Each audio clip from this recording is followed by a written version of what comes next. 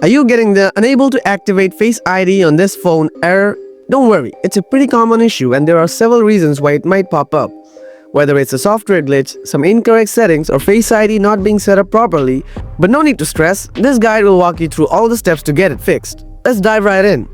Solution 1. Enable important settings. First, open the Settings app. Now scroll down and tap Accessibility. After that, scroll down again and select Face ID and Attention. Now make sure to enable the following. Require attention for Face ID. Attention aware features. Haptic on a successful authentication. If these settings are already turned on, then try toggling them off, wait a moment, and then turn them back on again.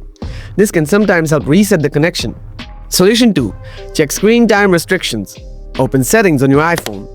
Then scroll down and tap Screen Time. After that, if screen time is on, tap on Content and Privacy Restrictions. Now make sure the restrictions for Face ID are turned off on your device.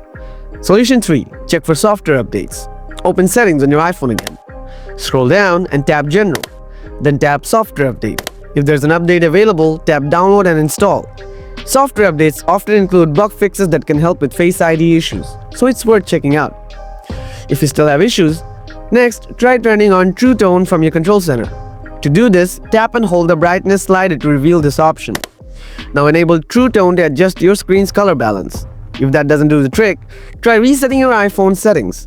This won't erase your data, but it will reset things like Wi-Fi passwords and wallpapers. This should help unless there's a hardware issue with your iPhone. And there you go. By following these steps, you should be able to fix that annoying unable to activate Face ID error. Let me know if these steps have worked out for you or if you have any more questions. I'm here to help.